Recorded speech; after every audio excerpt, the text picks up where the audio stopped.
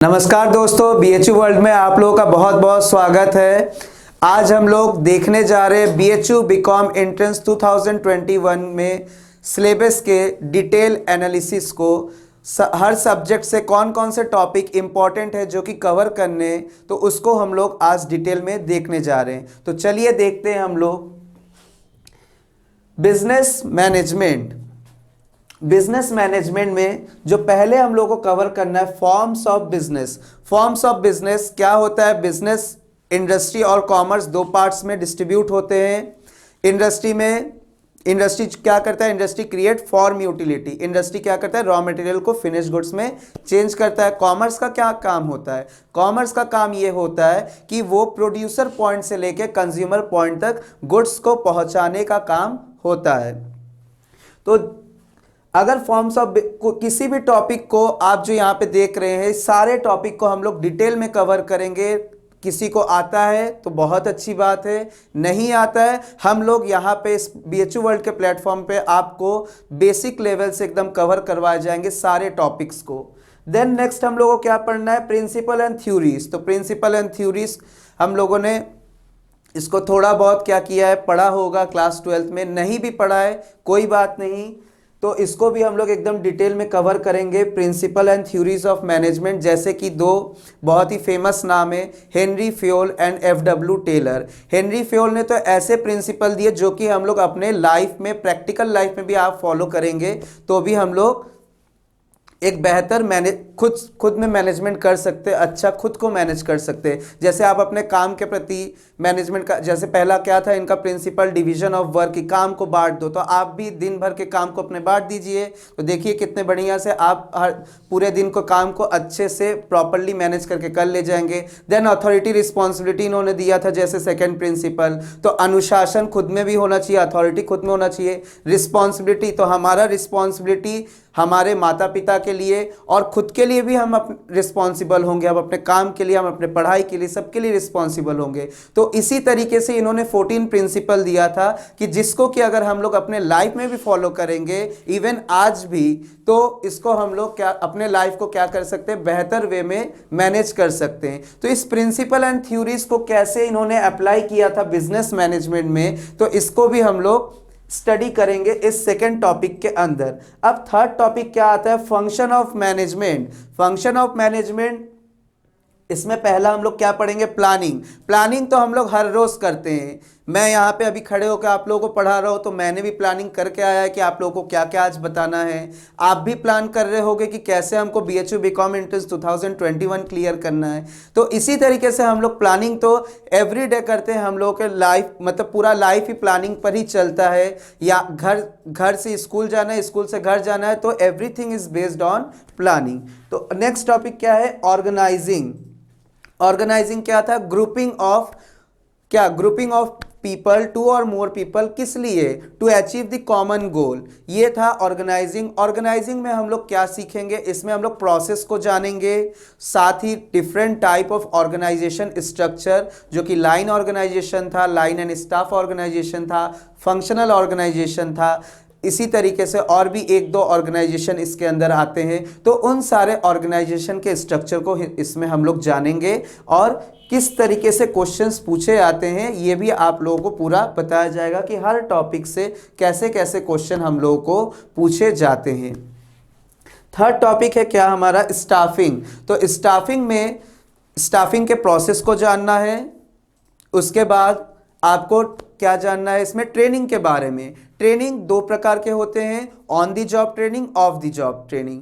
ठीक है, of the job training में जैसे वेस्टेबल ट्रेनिंग आ गया, सेंसिटिविटी ट्रेनिंग आ गया, केस स्टडी मेथड आ गया, इन सब को हम लोग डिटेल में पढ़ेंगे। और साथ ही वेस्टेबल ट्रेनिंग मतलब क्या होता है कि एक रियल सिचुएशन क्रिएट करके ट्रेनिंग दिया जाता है। और ये ज़्यादातर कहाँ इस्तेमाल होता है? जैसे रेलवे में लोको पायलट को दिया जाता है इस तरीके का ट्रेनिंग। तो इन्हीं सब के बारे में कैसे कैसे बीएचयू क्वेश्चन पूछता है, तो हम लोग सब चीज़ को इसमें भी कवर करेंगे। Next directing. तो डायरेक्शन देना, जैसे घर वाले मम्मी पापा लोग हम लोगों को बचपन में डायरेक्शन देते हैं कि ऐसे काम करो, वैसे काम करो बेटा, वहाँ मत जाना, इधर जाना है, स्कूल कब जाना है, ठीक है ना, स्कूल से वापस आना है तो पढ़ाई कब करना है। तो जब हम लोग छोटे रहते हैं तो डायरेक्शन का काम हमारे मम्मी पापा करते हैं। तो जब हम लोग बड़े हो जाएंगे तो कौन करता है डायरेक्शन? तो हम लोग अपने को ही डायरेक्ट करते हैं कि क्या कैसे काम करना है, कब काम करना है, ठीक है ना, पढ़ाई कब करने हैं, इस तरीके से। तो डायरेक्टिंग के बारे में हम लोग जानेंगे। साथ ही इसमें टेक्निक होते हैं, 3 टेक्निक। कौन कौन से टेक्निक होते हैं? Autocratic, democratic, free rein. सारे इस ये क्या टेक्निक होता है, कैसे क्वेश्चन आते हैं, सब चीज़ को हम लोग देखेंगे। आप लोग बिल्कुल भी टेंशन मत लीजिए कि पढ़ा है इसको, नहीं पढ़ा है, भूल गए हैं इसको, कोई बात नहीं, सारे चीज़ एकदम बहुत अच्छे से आप लोगों को कवर करवाए जाएंगे। आगे है कोऑर्डिनेटिंग। कोऑर्डिनेटिंग क्या होता है? Coordination. Coordination is the essence of management. Next क्या है? कंट्रोलिंग। कंट्रोलिंग क्या था हमारा? It is the last function of management. तो ऐसे भी क्वेश्चन पूछे जाते हैं, which of the following is the last function of management? तो last function of management is controlling. Controlling में आपको जानना क्या है? इसके प्रोसेस को जानना है, और उसके बाद क्या जानना है? डिफरेंट टेक्निक ऑफ कंट्रोलिंग, इसको जानेंगे।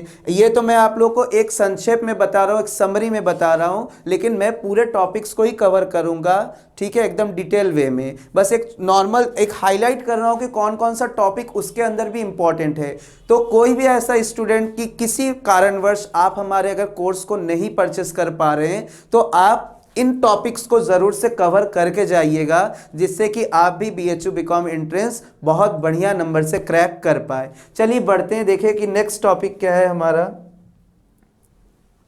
अच्छा, डेलीगेशन। डेलीगेशन में क्या था? अथॉरिटी है, रिस्पॉन्सिबिलिटी है, अकाउंटेबिलिटी है। अकाउंटेबिलिटी मतलब जवाबदेही। आपका अगर एंट्रेंस नहीं निकलेगा तो आपका जवाबदेही, आपका अकाउंटेबिलिटी आपका फ्रेंड नहीं होगा। आपको खुद जवाब देना पड़ेगा, अपने से, अपने माता पिता से जवाब देना पड़ेगा कि क्यों आपका एंट्रेंस नहीं निकला।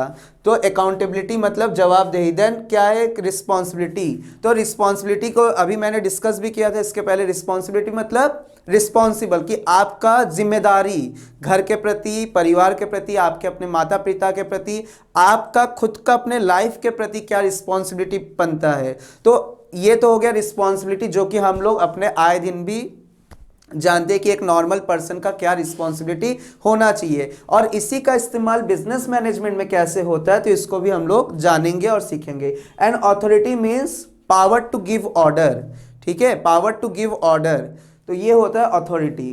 देन नेक्स्ट टॉपिक क्या है? Business finance. तो फाइनेंस जैसे कि हम लोग जानते हैं, finance is the life blood of business. तो लाइफ ब्लड ऑफ बिजनेस, तो इसमें हम लोग बहुत से टाइप ऑफ फाइनेंस को जानेंगे, जैसे कि ओन्ड फंड होता है, बोरोड फंड होता है, शेयर कैपिटल होता है। शेयर कैपिटल में भी 2 टाइप ऑफ शेयर कैपिटल होते हैं, इसके बारे में जानेंगे। प्रेफरेंस शेयर क्या होता है, उसी तरीके से बोरोड फंड में debenture, short term loan, long term loan क्या होता है, इसके बारे में हम लोग जानेंगे। और इसके कौन कौन से कंपोनेंट है, जैसे commercial paper, certificate of deposit, ये सब क्या होते हैं। सेबी के बारे में जानेंगे, ठीक है। देन उसके बाद ऑर्गेनाइजेशन स्ट्रक्चर। ऑर्गेनाइजेशन स्ट्रक्चर अभी मैंने इसको डिस्कस किया ऑर्गेनाइजिंग में ही, कि ऑर्गेनाइजेशन स्ट्रक्चर मतलब जो डिफरेंट फॉर्म ऑफ स्ट्रक्चर है। लाइन ऑर्गेनाइजेशन है, लाइन एंड स्टाफ ऑर्गेनाइजेशन है, फंक्शनल ऑर्गेनाइजेशन है, प्रोजेक्ट ऑर्गेनाइजेशन है। तो इन सब के बारे में भी हम लोग डिटेल में पढ़ेंगे और एनालाइज करेंगे कि कैसे कैसे हम लोग को एग्जाम में पूछे जाते हैं क्वेश्चन।